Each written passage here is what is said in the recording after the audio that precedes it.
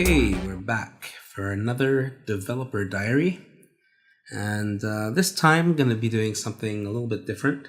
A few people expressed some interest in the music side of things and what I did, how I made those songs, and decided I would show some of that and get away from the graphics for a bit.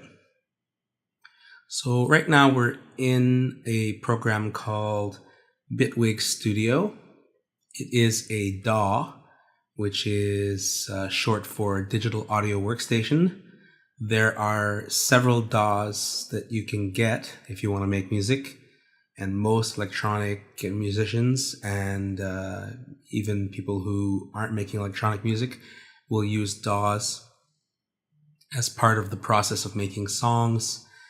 Sometimes an engineer will be someone who will record an artist and be the one who uses this kind of program to do the final production on the song. So as I said, this is Bitwig, and you can there's FL Studio, which is another one that I own that's pretty popular with electronic musicians. Another famous one is Ableton. A lot of live musicians and DJs use Ableton, I think, because it works better for live performance. You've got another one that you should look into is called Reaper. Reaper is a good option if you don't have a lot of money, but you still want to do this sort of thing because it's a little bit less expensive, especially the personal license, which is around $60. Most of the professional digital audio workstations, like if you get the high end, starts to get expensive. And in general, this music software is expensive because not only do you have to buy this digital audio workstation, then you have to buy sounds to plug into it. You have to buy instruments to plug into it. And when you buy them, they do come with some instruments and stuff, but you're going to want more things eventually if you're really getting into it. Anyway, I'm using this one now, Bitwig. It was made by some people who used to work at Ableton, I think. And it's kind of similar in the way that it works. The reason I don't use FL Studio or Sonar or some of the other ones that I have is I just kind of prefer the style of the way the UI is organized in this program. It's just more comfortable for me to work with, so that's what I use. So what exactly is a digital audio workstation? Well, basically, it's a program that you can use to record either note events via MIDI. So you could have an electronic keyboard and you could plug it into your computer via MIDI or USB, and then you could play something on that keyboard and the DAW can record what you played. And it'll record everything that you did, how hard you pressed the keys, how long you held the keys, that kind of thing. Or you could plug a microphone in and record someone playing an actual guitar or singing or something like that. So what I'm going to do is I'm going to break this down into a few videos because I did one originally that I just went over one of the songs that I did from Kewberth, but then I realized that probably a lot of it would be a big mystery because I couldn't go into a lot of detail. So I'm going to just go over a little bit more detail by splitting it up. And what I'm going to talk about today is the basics of what this digital audio workstation can do and one kind of plugin that you can put in. So right now we're looking at a blank project, a new project, and there's some tracks in the project. So you've got your instrument one track, that's a default that comes in with your default new project, and then there's an audio track. So this one is one that you could record audio onto, and this one is one that you could plug an instrument into. What kind of instrument? A virtual instrument. And you can buy virtual instruments. There are virtual instruments that come with the DAW. There's a type of plugin called a VST, which is the standard. VST2, VST3. There are many companies that sell pianos for VST3 or synthesizers for VST3. There's a lot of stuff that you can buy. It's a little bit like photography as a hobby goes. You know, there's always that one other lens, one other thing that you can get, that new stand, that other lens. That, you know, it goes on and on and on. If you really want to spend money, music is a good hobby for that. So, just to show exactly how it works, up here you've got The basic file open, that kind of thing. And then you've got a thing that's kind of like the transport controls on your music player. So you get your play, stop, and here's a record button. The record button will only record on the tracks that are armed. That's what this red button is here, that you can say, okay, I want to arm this track for recording. So then when you hit record, this audio here will record. You can actually see as I talk, the microphone meter here is picking up my speech. And I won't go into what these do. It's sort of outside the scope of this video. And up here you can just see like what timing you've got. Here, this is the loop, the audio or not. You've got a little loop bar on top here. So if I want to just loop constantly over 1, 1 and 1, 2, so there's a timer and it goes this way. And so when you play the song, it'll play across here and then it'll go all the way to the right forever until the song is over. But if you press this loop button, it'll play here and then it'll repeat and play again, repeat and play again. And then there's some basic buttons to add instruments and things. So I'm just going to get rid of this audio track. We don't need it. And I'm going to show something on this instrument track. So what I'm going to do is I'm going to come in here and I'm going to add the first kind of instrument that I want to explain. So what I'm going to do is I'm going to add a synthesizer. This is Serum. It's a well-known popular synth. It's maybe one of the top synths that people use today. If you listen to popular music, there's a good chance you've heard it. And a synth, what a synth does, this is a VST as well that you can buy. What a synth does is it creates sounds electronically using algorithms and using math. There are other ways to get instruments into the DAW, and I'll explain that in the next video. But for today, the synth creates music digitally. So right now you have the basic initial patch, they call it patch sound, and it's just a saw wave. This is a saw here on a single oscillator. So everything that you listen to in the real world, when you hear sound, it's waves in the air, and that they hit your ear, and then that gets translated into a sound in your brain. So if you pluck a guitar string, the guitar string vibrates, causing a wave in the air, and then that reaches your ear. So this here artificially creates a wave that's of this particular shape. And you can think of it like a water wave. So imagine a water wave that goes up here and falls straight and goes up like that and repeats, but in the air. And what does a saw wave sound like? It sounds like this. It's quite simple sound. You can go to all kinds of different wave sounds.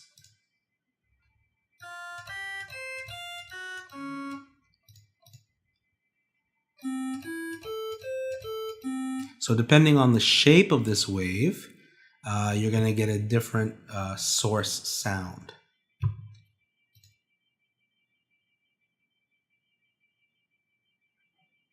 So here you have presets. These are sounds that artists have made that work with Serum, and we'll load some of those and listen to them in a bit. But first what I want to do is I just want to go here and initialize again to go back to my saw. So here's my basic saw, and just to give an example of how tuning these features here can create different sounds, if I say, okay, instead of playing this one saw, what we're going to do is we're going to play several saws at the same time using this unison feature. So now, what happens if we play 11 saws, or 12, or 13? And then here we can say how off of, so right here in the middle, this would be the exact note that you're playing, and then up here would be further and further away from the note that you're playing. And so the green lines are some of the saws that were added that are far away, and the yellow line is the main one in the middle. So the closer that these are together, the more it's going to sound like a normal note. But you'll hear it's quite a different sound. And as I detune these, I'll get a different sound. This is called sometimes a super saw, I think, and it's a particular kind of sound that you hear a lot in popular music.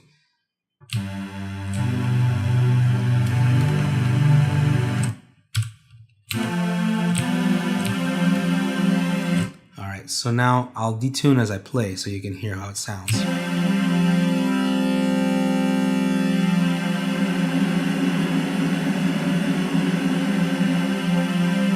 You can hear as I get further and further away from the note that I'm playing to more of a detuned sound. It starts sounding a bit like those 80s horror movie sounds.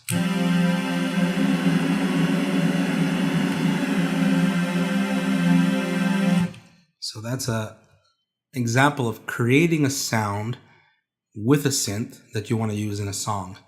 Now, you can do a lot of very complex stuff. As you can see, there's a lot of buttons here, a lot of different things. To go over all of it would be well beyond the scope of this video. But what I'll do is I'll just load a couple of patches just to show what something a bit more complicated might sound like. So let's see what we can find here. So here are some bass sounds. I can try some of those.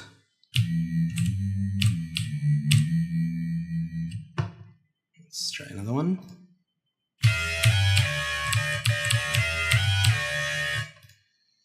We can listen to some lead sounds. And you have sequences. These are always kind of interesting.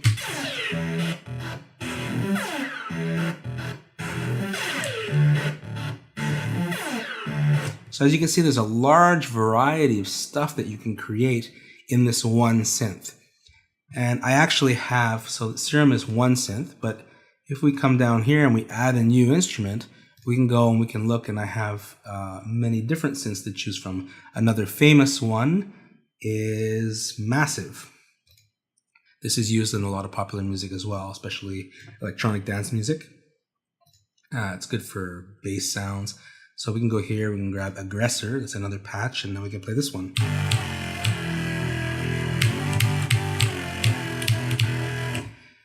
How many synths do you need? Can Massive sound like Serum and Serum sound like Massive? Yes, they can.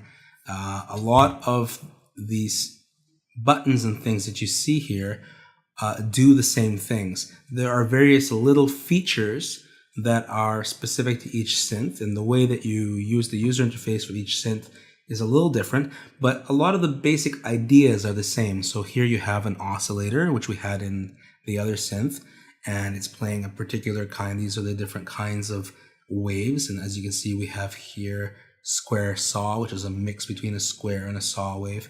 So you have kind of the same features. Like once you learn to use one synth really well, it'll give you a heads up on every other synth you try to use. But in general, you don't really need to learn a whole bunch of synths and have a whole bunch of synths because they all do pretty similar things. You might want to have 2 or 3, of your standard ones that you use. And actually, if you look at the case of Bitwig, and this is true of most DAWs that you buy, they'll come with some synths already built in. So this here, Polysynth, this little device here is a fully featured synth, and it has, this is an oscillator wave here, this is an oscillator wave here, and these are kind of similar controls that the others had. And then I can come in here and I can load some patches. So here's a patch on Polysynth. This came with Bitwig. So if you bought Bitwig, you wouldn't even really need to buy a synth. You could just use this one.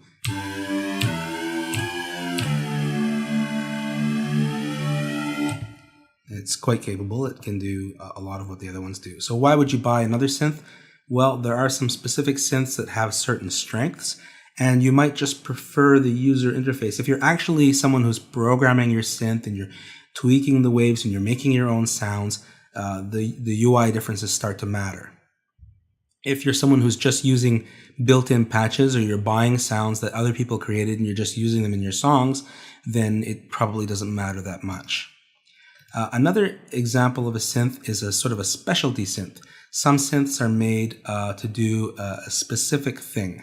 So if I come in here and I grab, let's say, Tremor. Now Tremor is a drum synth. So up here there's a drum pattern you can fill in. And down here, these are the controls of a synth specifically designed to mimic drum type sounds. So I'll just load some defaults in here. So I can go in and I can load a drum kit. There's a lot here, so I'll load a dubstep kit, bass kit DS, dubstep. And then for presets, I'll just go and I'll load from the dubstep presets, dubstep 1. And I can just play that. Let's see, where's the play? Here we go.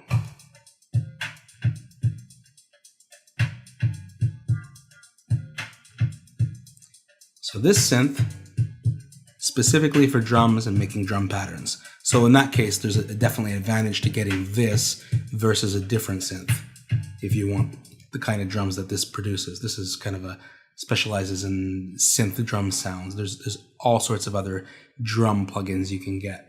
And there are some drums that come with Bitwig as well. So I think that's enough for this video. So the next one, I'm going to go over a completely different kind of instrument that plugs into the DAW. And then finally, I'll go into actually doing something with the instruments in the DAW so you can see an example. And then I'll show one of the songs that I did for Cubic just so you can see what that project looks like. That's all for now. Thanks.